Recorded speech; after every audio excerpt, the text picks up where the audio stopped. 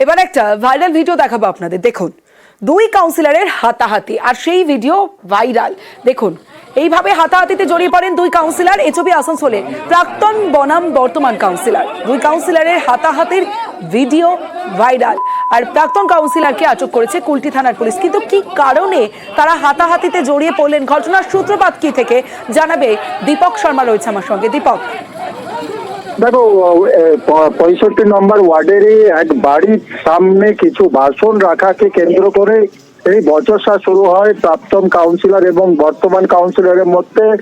বাসন সরিয়ে নেওয়ার জন্য বারবার যখন বলে বর্তমান কাউন্সিলর, তার প্রতিবাদ করে কি এখানে রান্না হবে, রান্না করার পর এই বাসন সরিয়ে নেওয়া হবে, কিন্তু বর্তমান কাউন্সিলর সে কথা শুনতে চায়নি। পাল্টা পুলিশকে ডেকে পড়ে সেইখান থেকে সেই বাসন সরিয়ে দেওয়া হয়।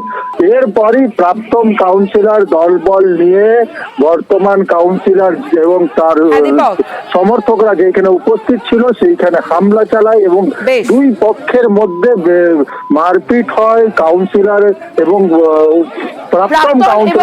বর্তমান কাউন্সিলর হাতাহাতিতে জড়িয়ে পড়েন, যেখানে প্রাক্তন কাউন্সিলরকে আটক করেছে পুলিশ।